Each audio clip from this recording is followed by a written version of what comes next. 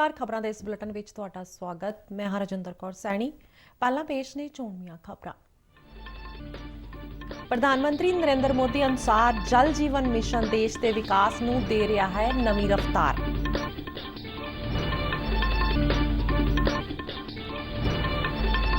देश विच 18 साल तो वध उम्र के लोगों नूं कल तो निजी टीकाकरण केंद्रां ते लगनी शुरू होवेगी बूस्टर डोज।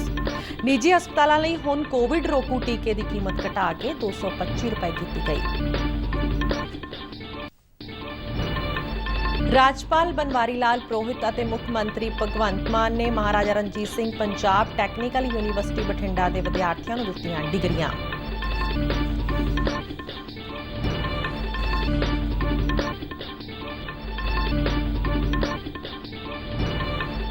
ते अष्टमी मौके लोगों ने मंदिरों के घरों विच पूरी श्रद्धा नाल कीता कंजक पूजन।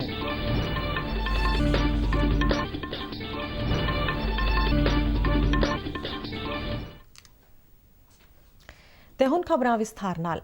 प्रधानमंत्री नरेंद्र मोदी ने कहा कि जल जीवन मिशन अज देश के विकास नूं नवीं रफ्तार दे रहा है। अपने एक ट्वीट विच प्रधानमंत्री ने कहा कि पिछले 3 सालों तो भी घट समय विच जिस तरह करोड़ों घरों विच टूटी राही पानी पहुंचाया है ਉਹ ਲੋਕਾਂ ਦੀਆਂ ਆਸਾਂ ਉਮੀਦਾਂ ਅਤੇ ਜਨ ਭਾਗੀਦਾਰੀ ਦੀ ਵੱਡੀ ਮਿਸਾਲ ਹੈ। ਉਹਨੇ ਕਿਹਾ ਕਿ ਜਲ ਜੀਵਨ ਮਿਸ਼ਨ ਦਾ ਵਿਜ਼ਨ ਲੋਕਾਂ ਤੱਕ ਪਾਣੀ ਪਹੁੰਚਾਉਣ ਦੇ ਨਾਲ-ਨਾਲ ਵਿਕੇਂਦਰੀਕਰਨ ਦਾ ਵੀ ਇੱਕ ਬਹੁਤ ਵੱਡਾ ਮਾਧਿਅਮ ਹੈ। ਪ੍ਰਧਾਨ ਮੰਤਰੀ ਨੇ ਕਿਹਾ ਕਿ ਇਹ ਗ੍ਰਾਮ ਅਤੇ ਨਾਰੀ ਸ਼ਕਤੀ ਸੰਚਾਲਿਤ ਹੈ ਜਿਸ ਦਾ ਆਧਾਰ ਜਲ ਅੰਦੋਲਨ ਅਤੇ ਜਨ ਭਾਗੀਦਾਰੀ ਹੈ। जल जीवन मिशन तहत 2019 तो समुचे देश में 9 करोड़ 40 लाख घरों को टूटी राही पानी की पहुंच यकीनी बनाई गई है। देश के 107 जिले और तकरीबन 1.5 लाख पिंड हर घर जल का टीचा हासिल कर चुके हैं। 17,39,000 स्कूलों और आंगनवाड़ी केंद्रों को पीने वाले पानी की सहूलत दी गई है। इस तो इलावा 7 लाख तो वध हुनरमंद और गैर हुनरमंद कामियां को रोजगार के मौके मिले हैं। जल जीवन मिशन तहत 4 लाख तो वध पिंडों में स्थानक पद्धर ते जल गुणवत्ता जांच की सहूलत उपलब्ध करवाई गई है।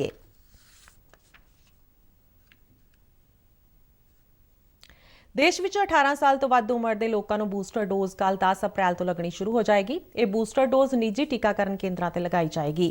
केंद्रीय सेहत मंत्रालय मुताबिक 18 साल तो वध उम्र के सारे लोग जिन्होंने कोविड का दूजा टीका लगाए 9 महीने पूरे हो चुके हैं ये बूस्टर डोज लगाने के योग होंगे। लोगों को बूस्टर डोज का वह टीका लगाया जाएगा जिहड़ा पहली और दूजी खुराक समय लगाया गया सी। इसलिए उन्होंने नवीं रजिस्ट्रेशन की जरूरत नहीं होएगी क्यों जो वो पहला तो ही कोविन ते रजिस्टर्ड ने। इस दौरान सेहत मंत्रालय के अधिकारियों ने बूस्टर डोज लगाने बारे सूबियां ते केंद्र शासित प्रदेशों के सेहत सकत्तरां नाल एक नीतिगत मीटिंग की। इस मीटिंग में सेहत सकत्तर ने कहा कि निजी टीकाकरण केंद्रां नूं सेहत मंत्रालय वालों जारी हिदायतों का पालन करना होएगा ते बूस्टर डोज लई वध तो वध 150 रुपए फीस लै सकणगे। इस दौरान सीरम इंस्टीट्यूट ऑफ इंडिया ते भारत बायोटेक ने निजी हस्पतालों लई कोविड रोकू टीके की कीमत घटा के 225 रुपए कर दी है। दोहां कंपनियां ने केंद्र सरकार नाल गलबात मगरों यह फैसला किया है। मंत्रालय मुताबिक 15 साल तो वध उम्र के तकरीबन 96% बच्चों को हुण तक कोविड का पहला टीका लग चुका है जबकि 83% को दोवें टीके लग चुके हैं। सरकारी टीकाकरण केंद्रों ते मुफ्त टीकाकरण प्रोग्राम तहत पहला ते दूजा टीका ते योग वर्ग के लोगों को बूस्टर डोज लगाया जाना जारी रहेगा। केंद्रीय सेहत मंत्रालय ने दिल्ली ते हरियाणा सने 5 सूबियां नूं कोविड संक्रमण के खिलाफ लगातार निगरानी करने की सलाह दी है। सेहत ते परिवार भलाई मंत्रालय के सकत्तर राजेश भूषण वालों इन्हां सूबियां नूं लिखी एक चिट्ठी विच हफ्तावारी वध रहे नवे केसां प्रति सुचेत होने लिए कहा गया है। मंत्रालय ने दिल्ली हरियाणा केरल महाराष्ट्र और मिजोरम नूं कोविड संक्रमण ते निगरानी रखण अते इस ते प्रभावशाली प्रबंधन लई ढुकवें कदम चुकण की सलाह दी है।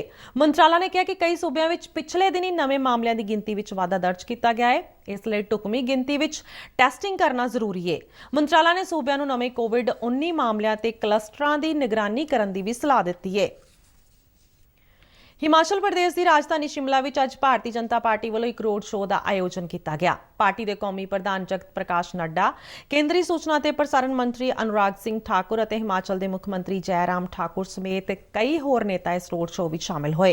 मगरों पार्टी वर्करां नूं संबोधन करदे जगत प्रकाश नड्डा ने कहा कि उत्तराखंड, उत्तर प्रदेश, मणिपुर और गोवा असैंबली चोणां विच पार्टी नूं जित मिली है और हुण हिमाचल ते गुजरात की वारी है। ਉਨ੍ਹਾਂ ਕਿਹਾ ਕਿ ਮੋਦੀ ਸਰਕਾਰ ਦੀਆਂ ਨੀਤੀਆਂ ਤੇ ਪ੍ਰੋਗਰਾਮਾਂ ਦੀ ਬਦੌਲਤ ਹੀ ਪਾਰਟੀ 4 ਸੂਬਿਆਂ ਵਿੱਚ ਮੁੜ ਤੋਂ ਸਰਕਾਰ ਬਣਾਉਣ 'ਚ ਕਾਮਯਾਬ ਰਹੀ ਹੈ। ਇਸ ਮੌਕੇ ਅਨੁਰਾਗ ਸਿੰਘ ਠਾਕੁਰ ਨੇ ਕਿਹਾ ਕਿ ਉੱਤਰ ਪ੍ਰਦੇਸ਼, ਉੱਤਰਾਖੰਡ, ਮਣੀਪੁਰ ਅਤੇ ਗੋਆ ਨੂੰ ਜਿੱਤ ਕੇ ਬੀਜੇਪੀ ਨੇ ਚੌਕਾ ਲਗਾਇਆ ਹੈ ਅਤੇ ਹੁਣ ਗੁਜਰਾਤ ਤੇ ਹਿਮਾਚਲ ਅਸੈਂਬਲੀ ਦੀਆਂ ਚੋਣਾਂ ਜਿੱਤ ਕੇ ਪਾਰਟੀ ਛੱਕਾ ਲਗਾਏਗੀ। ਉਨ੍ਹਾਂ ਸਾਰੇ ਵਰਕਰਾਂ ਨੂੰ ਮਿਸ਼ਨ ਰਿਪੀਟ ਲਈ जुट जाण वास्ते आख्या। हिमाचल में एक बार फिर कमल खिलाने की, भारतीय जनता पार्टी की सरकार बनाने का जो आग्रह किया है और जो जोश भरा है, आपने देखा सड़कों पर जो भीड़ उमड़ी है वो अपने आप में दिखाता कि भाजपा का कार्यकर्ता और जनता में उत्साह है और एक बार फिर भारतीय जनता पार्टी की सरकार बनेगी। 4 राज्यों में जीतकर चौका तो लगा है, गुजरात और हिमाचल जीतकर साल के अंत तक छक्का लगाने का काम भी भारतीय जनता पार्टी करेगी।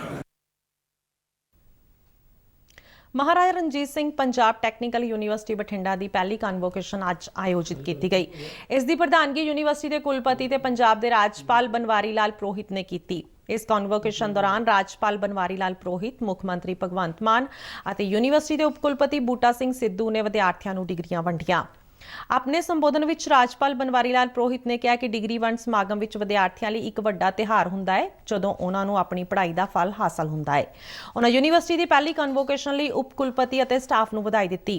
मुख मंत्री भगवंत मान ने कहा कि राज्य सरकार नौजवानों नूं पंजाब विच रोजगार देण लई वड्डे कदम चुक रही है तां जो नौजवानों नूं विदेशां दा रुख ना करना पवे।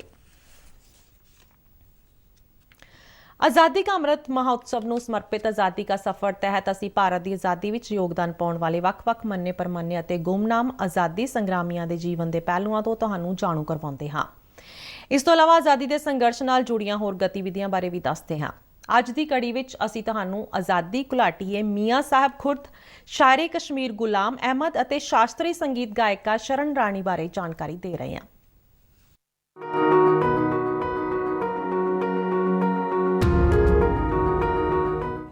ਅੱਜ ਅਸੀਂ ਸੁਤੰਤਰਤਾ ਸੈਨਾਨੀ ਮੀਆਂ ਸਾਹਿਬ ਖੁਰਦ ਨੂੰ ਸ਼ਰਧਾਂਜਲੀ ਭੇਟ ਕਰ ਰਹੇ ਹਾਂ ਜੋ 9 ਅਪ੍ਰੈਲ 1860 ਨੂੰ ਸ਼ਹੀਦ ਹੋ ਗਏ ਸਨ। ਔਰੰਗਾਬਾਦ ਮਹਾਰਾਸ਼ਟਰ ਦੇ ਮੀਆਂ ਸਾਹਿਬ ਖੁਰਦ ਨੇ 1857 ਵਿੱਚ ਆਜ਼ਾਦੀ ਦੀ ਪਹਿਲੀ ਲੜਾਈ ਵਿੱਚ ਹਿੱਸਾ ਲਿਆ ਸੀ। ਔਰੰਗਾਬਾਦ ਦੇ ਵੱਖ-ਵੱਖ ਸਥਾਨਾਂ ਤੇ ਅੰਗਰੇਜ਼ੀ ਫੌਜ ਨਾਲ ਉਹਨਾਂ ਦੀ ਮੁੱਠਭੇੜ ਹੋਈ। 9 ਅਪ੍ਰੈਲ 1860 ਨੂੰ ਕੰਪਨੀ ਦੀ ਫੌਜ ਜਦੋਂ ਔਰੰਗਾਬਾਦ ਵਿੱਚ ਨਿਰਮਲ ਵੱਲ ਵੱਧ ਰਹੀ ਸੀ ਤਾਂ ਮੀਆਂ ਸਾਹਿਬ ਖੁਰਦ ਨੇ ਬਹਾਦਰੀ ਨਾਲ ਉਹਨਾਂ ਦਾ ਸਾਹਮਣਾ ਕੀਤਾ ਅਤੇ ਇਸ ਮੁੱਠਭੇੜ ਵਿੱਚ ਸ਼ਹੀਦ ਹੋ ਗਏ। ਦੇਸ਼ ਇਸ ਮਹਾਨ ਸਪੂਤ ਨੂੰ ਭਾਵਭਿੰਨੀ ਸ਼ਰਧਾਂਜਲੀ ਭੇਂਟ ਕਰਦਾ ਹੈ। ਅੱਜ ਅਸੀਂ ਸ਼ਾਇਰੇ ਕਸ਼ਮੀਰ ਗੁਲਾਮ ਅਹਿਮਦ ਨੂੰ ਵੀ ਯਾਦ ਕਰ ਰਹੇ ਹਾਂ ਜੋ ਮਹਿਜੂਰ ਦੇ ਉਪ ਨਾਂ ਨਾਲ ਪ੍ਰਸਿੱਧ ਸਨ। 1952 ਵਿੱਚ ਅੱਜ ਦੇ ਹੀ ਦਿਨ ਯਾਨੀ 9 ਅਪ੍ਰੈਲ ਨੂੰ ਉਹਨਾਂ ਦਾ ਦੇਹਾਂਤ ਹੋਇਆ ਸੀ। ਮਹਿਜੂਰ ਜੰਮੂ ਕਸ਼ਮੀਰ ਦੇ ਤਤਕਾਲੀ ਰਿਆਸਤ ਵਿੱਚ ਕੰਮ ਕਰਦੇ ਸਨ। ਸਰਕਾਰੀ ਕੰਮ ਦੇ ਸਿਲਸਿਲੇ ਵਿੱਚ ਉਹਨਾਂ ਨੇ ਘਾਟੀ ਵਿੱਚ ਦੂਰ ਦਰਾਡੇ ਦੀ ਯਾਤਰਾ ਕਰਨੀ ਹੁੰਦੀ ਸੀ। ਇਸ ਦੌਰਾਨ ਭੂਮੀਹੀਣ ਕਿਸਾਨਾਂ ਨਾਲ ਉਹਨਾਂ ਦੀ ਜਾਣ ਪਛਾਣ ਹੋਈ। ਵਾਂਝੇ ਕਿਸਾਨਾਂ ਦਾ ਦੁੱਖ ਅਤੇ ਪੀੜ ਉਹਨਾਂ ਦੀ ਸ਼ਾਇਰੀ ਵਿੱਚ ਦਰਦ ਬਣ ਕੇ ਛਲਕਣ ਲੱਗੀ। ਉਹਨਾਂ ਨੇ ਕਵਿਤਾ ਨੂੰ ਉੱਚੇ ਵਰਗ ਦੇ ਸੀਮਿਤ ਦਾਇਰੇ ਨੂੰ ਬਾਹਰ ਕੱਢਿਆ ਅਤੇ ਇਸ ਨੂੰ ਆਮ ਲੋਕਾਂ ਦੀ ਭਾਸ਼ਾ ਕਸ਼ਮੀਰੀ ਭਾਸ਼ਾ ਦਾ ਲਿਬਾਸ ਪਹਿਨਾਇਆ। ਗੁਰੂਦੇਵ ਰਵਿੰਦਰਨਾਥ ਟੈਗੋਰ ਨੇ ਮਹਿਜੂਰ ਨੂੰ ਕਸ਼ਮੀਰ ਦਾ ਵਰਡਸਵਰਥ ਨਾਂ ਦਿੱਤਾ। ਉਹਨਾਂ ਦੀ ਕਵਿਤਾ ਵਲੋਹਾ ਬਾਗਵਾਨੋ ਨੂੰ ਪੁਨਰ ਜਾਗਰਣ ਗੀਤ ਦੀ ਤਰ੍ਹਾਂ ਅਪਣਾਇਆ ਗਿਆ ਜਿਸ ਵਿੱਚ ਆਜ਼ਾਦੀ ਦੇ ਲਈ ਕਸ਼ਮੀਰ ਦੀ ਪੁਕਾਰ ਨੂੰ ਆਵਾਜ਼ ਦਿੱਤੀ ਗਈ ਸੀ। ਉਹਨਾਂ ਨੇ ਆਪਣੇ ਚਮਨ ਦੀ ਰਾਖੀ ਦੀ ਅਪੀਲ ਕੀਤੀ ਅਤੇ ਸ਼ੋਸ਼ਣ ਦੇ ਖਿਲਾਫ ਆਵਾਜ਼ ਬੁਲੰਦ ਕਰਨ ਨੂੰ ਕਿਹਾ। ਉਹਨਾਂ ਦੀਆਂ ਕਵਿਤਾਵਾਂ ਨੇ ਸੁਤੰਤਰਤਾ ਸੰਗਰਾਮ ਨੂੰ ਗਤੀ ਦਿੱਤੀ ਅਤੇ ਗੁਲਾਮੀ ਦੀਆਂ ਜੰਜੀਰਾਂ ਨੂੰ ਤੋੜ ਸੁੱਟਣ ਦਾ ਸੱਦਾ ਦਿੱਤਾ। ਇੱਕ ਹੋਰ ਖੂਬਸੂਰਤ ਕਵਿਤਾ ਗੁਲਸ਼ਨ ਵਤਨ 'ਚ ਸੁਨਾਈ ਵਿੱਚ ਮਹਿਜੂਰ ਨੇ ਬੜੇ ਫਕਰ ਨਾਲ ਰਾਸ਼ਟਰ ਦੇ ਪ੍ਰਤੀ ਆਪਣੀ ਮੁਹੱਬਤ ਦਾ ਇਜ਼ਹਾਰ ਕੀਤਾ ਹੈ। ਬੁਲਬੁਲ ਵਨਨ ਸ਼ੂ ਪੋਸ਼ਣ ਗੁਲਸ਼ਨ ਵਤਨ ਸ਼ੂ ਸਾਉਨੀ ਆਂਦੀ ਆਂਦੀ ਸਫੈਦ ਸਾਂਗਰ ਦੀਵਾਰੇ ਸਗੇ ਮਰਮਰ। बुलबुल वनान च पोशन गुलशन वतन च सोनी अंडे अंडे सफेद संगर देवार संग मरमर। 2013 ਵਿੱਚ ਭਾਰਤ ਸਰਕਾਰ ਨੇ ਗੁਲਾਮ ਅਹਿਮਦ ਮਹਿਜੂਰ ਦੀ ਯਾਦ ਵਿੱਚ ਡਾਕ ਟਿਕਟ ਜਾਰੀ ਕੀਤੀ। ਇਸ ਮਹਾਨ ਰਾਸ਼ਟਰਵਾਦੀ ਨੂੰ ਸਾਡਾ ਨਮਨ।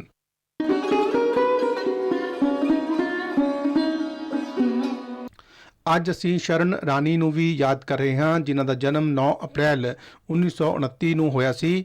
ਉਹ ਇੱਕ ਸ਼ਾਸਤਰੀ ਸਾਜ਼ ਕਲਾਕਾਰ ਸੀ ਅਤੇ ਭਾਰਤ ਦੀ ਪਹਿਲੀ ਸਰੋਦ ਵਾਦਿਕਾ ਸਨ। ਲੋਕ ਪਿਆਰ ਨਾਲ ਉਹਨਾਂ ਨੂੰ ਸਰੋਦ ਰਾਣੀ ਕਹਿ ਕੇ ਪੁਕਾਰਦੇ ਸਨ।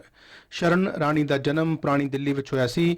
ਉਹਨਾਂ ਨੇ ਉਸਤਾਦ ਆਊਦੀਨ ਖਾਨ ਅਤੇ ਉਹਨਾਂ ਦੇ ਪੁੱਤਰ ਅਲੀ ਅਕਬਰ ਖਾਨ ਤੋਂ ਸਰੋਦ ਵਾਦਨ ਦੀ ਸਿੱਖਿਆ ਲਈ। ਉਹਨਾਂ ਨੇ ਭਾਰਤੀ ਸ਼ਾਸਤਰੀ ਸੰਗੀਤ ਨੂੰ ਵਿਦੇਸ਼ਾਂ ਵਿੱਚ ਹਰਮਨ ਪਿਆਰਾ ਬਣਾਉਣ ਵਿੱਚ ਮਹੱਤਵਪੂਰਨ ਭੂਮਿਕਾ ਨਿਭਾਈ। ਸ਼ਰਨ ਰਾਣੀ ਨੇ ਸੁਤੰਤਰਤਾ ਸੰਗਰਾਮ ਵਿੱਚ ਵੀ ਸਰਗਰਮ ਭੂਮਿਕਾ ਨਿਭਾਈ। ਸਾਲਾਂ ਤੱਕ ਉਹ ਬਿਲਕੁਲ ਮੌਨ ਰਹਿ ਕੇ ਜ਼ਰੂਰਤਮੰਦ ਸੈਨਾਨੀਆਂ ਦੀ ਮਦਦ ਕਰਦੀ ਰਹੀ। ਉਹਨਾਂ ਕਦੇ ਵੀ ਕਿਸੇ ਚੰਗੇ ਕੰਮ ਲਈ ਬੇਨਤੀ ਨੂੰ ਠੁਕਰਾਇਆ ਨਹੀਂ ਅਤੇ ਧਰਮ ਦੇ ਅਤੇ ਸੇਵਾ ਕੰਮਾਂ ਲਈ ਸੰਗੀਤ ਪੇਸ਼ਕਾਰੀਆਂ ਦਿੰਦੇ ਰਹੇ। ਸ਼ਰਨ ਰਾਣੀ ਨੇ ਗੁਰੂ ਚੇਲਾ ਪਰੰਪਰਾ ਨਾਲ ਸੰਗੀਤ ਸਿਖਾਇਆ ਤੇ ਕਿਸੇ ਵੀ ਸਿੱਖਣ ਵਾਲੇ ਤੋਂ ਕੋਈ ਫੀਸ ਨਹੀਂ ਲਈ। ਸ਼ਰਨ ਰਾਣੀ ਨੇ ਦਿਵਿਆ ਸਰੋਦ, ਮੂਲ, ਪ੍ਰਾਚੀਨਤਾ ਅਤੇ ਵਿਕਾਸ ਨਾਂ ਨਾਲ ਸਰੋਦ ਦਾ ਇਤਿਹਾਸ ਵੀ ਲਿਖਿਆ। ਇਹ ਪੁਸਤਕ 1992 ਵਿੱਚ ਪ੍ਰਕਾਸ਼ਿਤ ਹੋਈ। ਤਤਕਾਲੀ ਉਪ ਰਾਸ਼ਟਰਪਤੀ KR ਨਾਰਾਇਣ ਨੇ ਇਸ ਨੂੰ ਜਾਰੀ ਕੀਤਾ।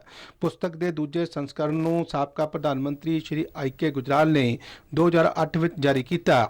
ਕਈ ਸਾਲਾਂ ਤੱਕ ਕੈਂਸਰ ਨਾਲ ਜੂਝਣ ਤੋਂ ਬਾਅਦ ਆਪਣੇ 80ਵੇਂ ਜਨਮ ਦਿਨ ਤੋਂ ਸਿਰਫ ਇੱਕ ਦਿਨ ਪਹਿਲਾਂ 8 ਅਪ੍ਰੈਲ 2008 ਨੂੰ ਉਹਨਾਂ ਦੀ ਮੌਤ ਹੋ ਗਈ।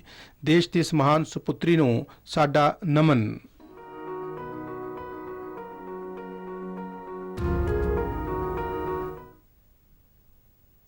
ਖੇਤੀਬਾੜੀ ਤੇ ਕਿਸਾਨ ਭਲਾਈ ਮਹਿਕਮੇ ਨੇ ਤਰਨਤਾਰਨ ਦੇ ਨਸ਼ਹਿਰਾ ਪਨੂਆ ਵਿੱਚ ਅੱਜ ਜ਼ਿਲ੍ਹਾ ਪੱਧਰੀ ਕਿਸਾਨ ਸਿਖਲਾਈ ਕੈਂਪ ਦਾ ਆਯੋਜਨ ਕੀਤਾ। ਇਸ ਕੈਂਪ ਵਿੱਚ ਟਰਾਂਸਪੋਰਟ ਮੰਤਰੀ ਲਾਲਜੀਤ ਸਿੰਘ ਭੁੱਲਰ ਅਤੇ ਖੇਮਕਰਨ ਤੋਂ ਵਿਧਾਨਕਾਰ ਸਰਵਨ ਸਿੰਘ ਧੁੰਨ ਵੀ ਸ਼ਾਮਿਲ ਹੋਏ। ਖੇਤੀਬਾੜੀ ਯੂਨੀਵਰਸਿਟੀ ਲੁਧਿਆਣਾ ਤੋਂ ਇਲਾਵਾ ਖੇਤੀਬਾੜੀ ਮਹਿਕਮੇ ਦੇ ਮਾਹਿਰਾਂ ਨੇ ਕਿਸਾਨਾਂ ਨੂੰ ਫਸਲਾਂ ਸੰਬੰਧੀ ਨਵੀਂ ਤਕਨੀਕੀ ਜਾਣਕਾਰੀ ਦਿੱਤੀ। ਕਿਸਾਨਾਂ ਨੂੰ ਖੇਤੀ ਸਹਾਇਕ ਧੰਦਿਆਂ ਨੂੰ ਅਪਣਾ ਕੇ ਵੱਧ ਲਾਹਾ ਲੈਣ ਲਈ ਜਾਗਰੂਕ ਕੀਤਾ ਗਿਆ। ਟਰਾਂਸਪੋਰਟ ਮੰਤਰੀ ਨੇ ਕਿਸਾਨਾਂ ਨੂੰ ਪਰਾਲੀ ਤੇ ਫਸਲਾਂ ਦੀ ਰਹਿੰਦ ਖੂੰਹਦ ਨੂੰ ਨਾ ਸਾੜਨ ਦੀ ਅਪੀਲ ਕੀਤੀ। ਜ਼ਿਲ੍ਹੇ ਦੇ ਮੁੱਖ ਖੇਤੀਬਾੜੀ ਅਫਸਰ ਡਾਕਟਰ ਜਗਵਿੰਦਰ ਸਿੰਘ ਨੇ ਕਿਸਾਨਾਂ ਨੂੰ ਝੋਨੇ ਦੀ ਸਿੱਧੀ ਬਿਜਾਈ ਦੀ ਤਕਨੀਕ ਅਪਣਾਉਣ ਦੀ ਸਲਾਹ ਦਿੰਦਿਆਂ ਕਿਹਾ ਕਿ ਇਸ ਨਾਲ ਜ਼ਮੀਨ ਹੇਠਲੇ ਪਾਣੀ ਦੇ ਡਿੱਗਦੇ ਪੱਧਰ ਨੂੰ ਰੋਕਿਆ ਜਾ ਸਕਦਾ ਹੈ। ਅੰਮ੍ਰਿਤਸਰ ਦਿਹਾਤੀ ਪੁਲਿਸ ਨੇ ਬਿਆਸ ਲਾਗੇ ਨੈਸ਼ਨਲ ਹਾਈਵੇ ਤੇ ਇੱਕ ਢਾਬੇ ਤੇ ਛਾਪੇਮਾਰੀ ਦੌਰਾਨ 16 ਬਦਮਾਸ਼ਾਂ ਨੂੰ ਗ੍ਰਿਫਤਾਰ ਕੀਤਾ ਹੈ। ਇਹਨਾਂ ਵਿੱਚ 4 ਗੈਂਗਸਟਰ ਵੀ ਸ਼ਾਮਿਲ ਨੇ। ਅੰਮ੍ਰਿਤਸਰ ਦਿਹਾਤੀ ਦੇ SSP ਨੇ ਦੱਸਿਆ ਕਿ ਪੁਲਿਸ ਨੇ ਇਹਨਾਂ ਕੋਲੋਂ 7 ਰਾਈਫਲਾਂ ਅਤੇ 7 ਪਿਸਟਲ ਸਮੇਤ ਹੋਰ ਗੋਲੀ ਸਿੱਕਾ ਬਰਾਮਦ ਕੀਤਾ ਹੈ। ਗ੍ਰਿਫਤਾਰ ਗੈਂਗਸਟਰਾਂ ਵਿੱਚ ਬਲਵਿੰਦਰ ਸਿੰਘ, ਜਰਮਨ ਸਿੰਘ, ਮਨਪ੍ਰੀਤ ਸਿੰਘ ਅਤੇ ਗੁਰਪ੍ਰੀਤ ਸਿੰਘ ਸ਼ਾਮਿਲ ਨੇ। ਇਸ ਸੰਬੰਧੀ ਬਿਆਸ ਥਾਣੇ ਵਿੱਚ ਮੁਕੱਦਮਾ ਦਰਜ ਕੀਤਾ ਗਿਆ ਹੈ। ਪੁਲਿਸ ਇਹਨਾਂ ਸਾਰਿਆਂ ਕੋਲੋਂ ਪੁੱਛਗਿੱਛ ਕਰ ਰਹੀ ਹੈ। Federation of private schools and association ਨੇ ਸੂਬੇ ਦੇ ਸਾਰੇ ਨਿੱਜੀ ਵਿਦਿਅਕ ਅਦਾਰਿਆਂ ਨੂੰ 11 ਅਪ੍ਰੈਲ ਨੂੰ ਬੰਦ ਰੱਖਣ ਦਾ ਸੱਦਾ ਦਿੱਤਾ ਹੈ। ਫੈਡਰੇਸ਼ਨ ਦੇ ਸੂਬਾ ਪ੍ਰਧਾਨ ਜਗਜੀਤ ਸਿੰਘ ਧੂਰੀ ਅਤੇ ਗੁਰਦਾਸਪੁਰ ਜ਼ਿਲ੍ਹਾ ਪ੍ਰਧਾਨ ਮੋਹਿਤ ਮਹਾਜਨ ਨੇ ਕਿਹਾ ਕਿ ਗੁਰਦਾਸਪੁਰ ਦੇ ਇੱਕ ਨਿੱਜੀ ਸਕੂਲ 'ਚ ਪੜ੍ਹਦੀ ਮਾਸੂਮ ਬੱਚੀ ਨਾਲ ਹੋਏ ਜਬਰ ਜਨਾਹ ਦੇ ਮਾਮਲੇ ਵਿੱਚ ਪੁਲਿਸ ਵੱਲੋਂ ਸਕੂਲ ਦੇ ਚੇਅਰਮੈਨ ਦੀ ਗ੍ਰਿਫਤਾਰੀ ਦੇ ਰੋਸ ਵਜੋਂ ਵਿਦਿਅਕ ਅਦਾਰੇ ਬੰਦ ਰੱਖੇ ਜਾਣਗੇ। ਉਨ੍ਹਾਂ ਕਿਹਾ ਕਿ ਇਸ ਮਾਮਲੇ ਵਿੱਚ ਪੁਲਿਸ ਅਸਲ ਦੋਸ਼ੀ ਦਾ ਕੋਈ ਸੁਰਾਗ ਨਹੀਂ ਲਗਾ ਸਕੀ ਅਤੇ ਸਕੂਲ ਦੇ ਚੇਅਰਮੈਨ ਅਤੇ ਪ੍ਰਿੰਸੀਪਲ ਨੂੰ ਬਿਨਾਂ ਵਜ੍ਹਾ ਗ੍ਰਿਫਤਾਰ ਕੀਤਾ ਗਿਆ ਹੈ। ਚੇਤ ਦੇ ਨਰਾਤਿਆਂ ਦੌਰਾਨ ਅੱਜ 8ਵੇਂ ਨਰਾਤੇ ਤੇ ਮੰਦਰਾਂ ਵਿੱਚ ਵਿਸ਼ੇਸ਼ ਪੂਜਾ ਅਰਚਨਾ ਕੀਤੀ ਗਈ। ਲੋਕਾਂ ਨੇ ਮੰਦਰਾਂ ਤੋਂ ਇਲਾਵਾ ਆਪਣੇ ਘਰਾਂ ਵਿੱਚ ਕੰਜਕ ਪੂਜਨ ਕੀਤਾ। ਛੋਟੀਆਂ-ਛੋਟੀਆਂ ਕੰਜਕਾਂ ਨੂੰ ਪ੍ਰਸ਼ਾਦ ਵਜੋਂ ਕੜਾਹ, ਛੋਲੇ ਅਤੇ ਪੂੜੀਆਂ ਦੇ ਨਾਲ-ਨਾਲ ਹੋਰ ਵਸਤਾਂ ਦਿੱਤੀਆਂ। ਜਲੰਧਰ ਵਿੱਚ ਸ਼੍ਰੀ ਦੇਵੀ ਤਲਾਬ ਮੰਦਿਰ ਸਮੇਤ ਹੋਰਨਾਂ ਵੱਖ-ਵੱਖ ਮੰਦਰਾਂ ਵਿੱਚ ਸਵੇਰ ਤੋਂ ਹੀ ਸ਼ਰਧਾਲੂਆਂ ਦਾ ਤਾਂਤਾ ਲੱਗਾ ਰਿਹਾ। ਸ਼ਰਧਾਲੂਆਂ ਨੇ ਮਾਂ ਦੁਰਗਾ ਦੇ ਮਾਂ ਗੌਰੀ ਸਰੂਪ ਦੀ ਵਿਧੀ ਵਿਧਾਨ ਨਾਲ ਪੂਜਾ ਅਰਚਨਾ ਕੀਤੀ। ਇਸ ਤੋਂ ਇਲਾਵਾ ਮੰਦਰਾਂ ਵਿੱਚ ਹਵਨ ਯੱਗ ਕਰਵਾਏ ਗਏ ਅਤੇ ਕਥਾ ਕੀਰਤਨ ਦਾ ਪ੍ਰਵਾਹ ਲਗਾਤਾਰ ਚੱਲਦਾ ਰਿਹਾ। ਮੰਦਰਾਂ ਨੂੰ ਸ਼ਾਨਦਾਰ ਢੰਗ ਨਾਲ ਸਜਾਇਆ ਗਿਆ।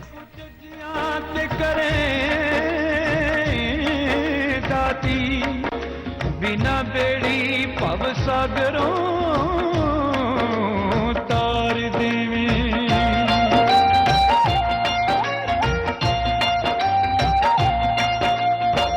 ਖਾਕੇ ਠੇਡੇ ਠੋਕਰਾਂ ਆਗੇ ਤੇਰੇ ਪਵਨਾਂ ਤੇ ਸਾਨੂੰ ਅਜੇ ਹੋਏ ਨਾ ਦੀਦਾਰ, ਸਾਨੂੰ ਅਜੇ ਹੋਏ ਨਾ ਦੀਦਾਰ। ਖਾਕੇ ਠੇਡੇ ਠੋਕਰਾਂ ਆਗੇ ਤੇਰੇ ਪਵਨਾਂ ਤੇ ਸਾਨੂੰ ਅਜੇ ਹੋਏ ਨਾ ਦੀਦਾਰ,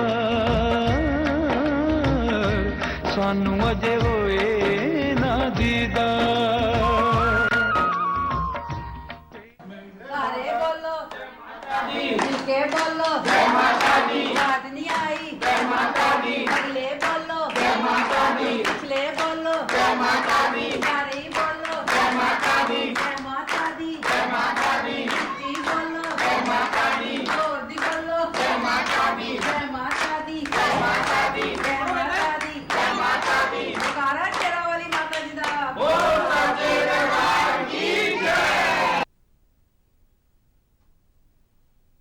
ਪ੍ਰਧਾਨ ਮੰਤਰੀ ਨਰਿੰਦਰ ਮੋਦੀ ਨੇ 24 ਅਪ੍ਰੈਲ ਨੂੰ ਆਕਾਸ਼ਵਾਣੀ ਤੋਂ ਪ੍ਰਸਾਰਿਤ ਹੋਣ ਵਾਲੇ ਮਨ ਕੀ ਬਾਤ ਪ੍ਰੋਗਰਾਮ ਲਈ ਲੋਕਾਂ ਨੂੰ ਵਿਚਾਰ ਅਤੇ ਸੁਝਾਅ ਭੇਜਣ ਲਈ ਆਖਿਆ ਹੈ। ਆਪਣੇ ਇੱਕ ਟਵੀਟ ਵਿੱਚ ਉਹਨਾਂ ਕਿਹਾ ਕਿ ਮਨ ਕੀ ਬਾਤ ਪ੍ਰੋਗਰਾਮ ਰਾਹੀਂ ਬਿਲਕੁਲ ਜ਼ਮੀਨੀ ਪੱਧਰ ਤੇ ਤਬਦੀਲੀ ਲਿਆਉਣ ਵਾਲੇ ਅਨੂਠੇ ਅਨੁਭਵ ਸਾਂਝਾ ਕਰਨ ਦਾ ਮੌਕਾ ਮਿਲਦਾ ਹੈ। ਪ੍ਰਧਾਨ ਮੰਤਰੀ ਨੇ ਕਿਹਾ ਕਿ ਲੋਕ MyGov ਅਤੇ ਨਮੋ ਐਪ ਤੇ ਸੁਝਾਅ ਭੇਜ ਸਕਦੇ ਨੇ ਜਾਂ ਫਿਰ 11800117800 ਤੇ ਆਪਣੇ ਵਿਚਾਰ ਰਿਕਾਰਡ ਕਰਵਾ ਸਕਦੇ ਨੇ।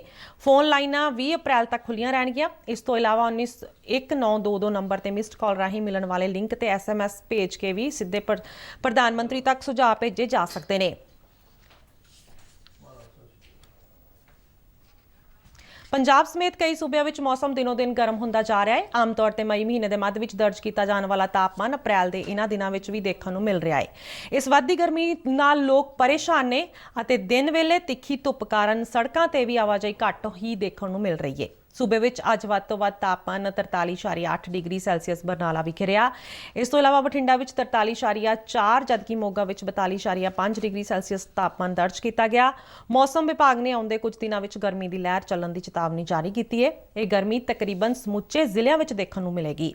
ਵਿਭਾਗ ਨੇ ਲੋਕਾਂ ਨੂੰ ਬਿਨਾਂ ਵਜ੍ਹਾ ਘਰੋਂ ਬਾਹਰ ਨਾ ਨਿਕਲਣ ਦੀ ਸਲਾਹ ਦਿੱਤੀ ਹੈ। ਤੇ ਇਸ ਦੇ ਨਾਲ ਹੀ ਖਬਰਾਂ ਦਾ ਬੁਲੇਟਿਨ ਖਤਮ ਹੁੰਦਾ ਹੈ। ਇਜਾਜ਼ਤ ਦਿਓ। ਨਮਸਕਾਰ।